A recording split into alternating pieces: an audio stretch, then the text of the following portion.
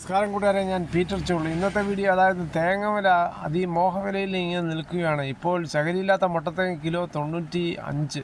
പക്ഷേ പച്ചത്തേങ്ങയ്ക്ക് 60 മുതൽ 80 രൂപയാണ് പല സ്ഥലങ്ങളിലും ചകരിയുള്ളത്. മോഹവിലയിൽ പോകുന്ന തേങ്ങയുടെ കാര്യങ്ങൾ കേട്ട് അടുക്കളയിൽ വളരെ വിഷമത്തിലാണ് മിക്ക വീട്ടമ്മമാരും. അതിനായി മിക്ക കർഷകരും ഇപ്പോൾ തേങ്ങ നല്ല രീതിയിൽ സംരക്ഷിക്കുകയാണ്. മലയാളികളുടെ മിക്ക കറികളിലും തേങ്ങ അത്യന്താപേക്ഷിതമായ ഒരു ഘടകം തന്നെയാണ്. വില കൂടിയിരിക്കുമ്പോഴാണ് ഞാൻ ഒരു തെങ്ങ് നട്ടത്. ഏകദേശം 4 അടി താഴ്ചയിൽ 3 അടി വീതിയിൽ നല്ല കുഴിയെടുത്ത് അതിന് ശേഷം ആണ് ഈ തെങ്ങ് നട്ടത്. നല്ല രീതിയിൽ എടുത്തതിന് ശേഷം അടിസ്ഥാന വളമായ കാലിവളം ഉണങ്ങിയത് ചേർത്ത് കൊടുത്താൽ നല്ല രീതിയിൽ ഇത് വളർന്നു വരും. കൂടെ വെള്ളം അല്ലെങ്കിൽ മഴയില്ലെങ്കിൽ വെള്ളം കൂടെ കൊടുത്താൽ നല്ല രീതിയിൽ അത് മുകളിലോട്ട് കയറി വരും.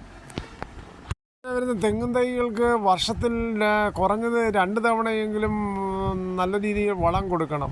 ഇത് ജൈവവളത്തിന് കൂടാതെ ഫാക്ടംബോസ്, പൊട്ടാഷ്, യൂറിയ ഇതൊക്കെ ഇട്ട് കൊടുത്താൽ നല്ല രീതിയിൽ പെട്ടെന്ന് വളരുകയും ചെയ്യും. തെങ്ങുകളാണെങ്കിൽ ഏകദേശം 7 വർഷമെങ്കിലും എടുക്കാൻ വേണ്ടി വരും ഇത് കായ്ക്കാൻ. മറ്റേ TNTD അങ്ങനെ തെങ്ങുകളാണെങ്കിൽ 3 വർഷം മതി. കർഷകർ നേരിടുന്ന മറ്റൊരു പ്രതിസന്ധിയാണ് പന്നി ഇറങ്ങി ഇത് എൻ്റെ മുമ്പ് വെച്ച് പൊക്കി എടുത്ത് കളയാറുണ്ട്. ഇരയെ പിടിക്കാനും മറ്റും പന്നികൾ വളരെ ശല്യമാണ് ഇങ്ങനെ ചെയ്യുന്നത്. സമയമുണ്ടായിരുന്ന നീലക്കാർഡിൽ നിന്ന് പിങ്ക് കാർഡിലേക്ക് മാറ്റാൻ വീണ്ടും അവസരം. നവംബർ 17 മുതൽ ഓൺലൈനായി വീണ്ടും അപേക്ഷിക്കാം. മന്ത്രി GR അനിൽ. അംഗീകൃത അക്ഷയ കേന്ദ്രങ്ങൾ വഴിയോ സിറ്റിസൺ ലോഗിൻ പോർട്ടൽ വഴിയോ ഓൺലൈനായി അപേക്ഷ സമർപ്പിക്കാം. അതേസമയം 2ാം LDF സർക്കാർ അധികാരത്തിൽ വന്ന ശേഷം തരം മാറ്റിയത് പുതിയത് ഉൾപ്പെടെ 6.5 ലക്ഷത്തിലധികം മുൻഗണനാ റേഷൻ കാർഡുകളാണ് അർഹരായവർക്ക് ലഭ്യമാക്കിയത്. ഇതിലൂടെ ലക്ഷക്കണക്കിന് കുടുംബങ്ങൾക്കാണ് വളരെയേറെ ആശ്വാസമായി കിട്ടിയത്. വൃക്ക, കരൾ, ഹൃദ്രോഗമുള്ളവർ, ക്യാൻസർ ബാധിതർ എന്നിവർക്ക് അപേക്ഷ ലഭിച്ച് 24 മണിക്കൂറിനകം പരിശോധന പൂർത്തിയാക്കി കാർഡ് നൽകുന്നുണ്ട്. കേരളത്തിലെ 142 ആദിവാസി ഉന്നതികളിൽ സർക്കാരിൻ്റെ സഞ്ചരിക്കുന്ന റേഷൻ കടകളുമുണ്ട്.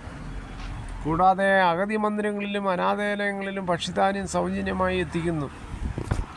കേന്ദ്രങ്ങളിൽ ഇത് അപ്ലൈ ചെയ്യാനായിട്ട് പോകുമ്പോൾ അവർ പറയുന്ന ഡീറ്റെയിൽ എല്ലാം വേണം.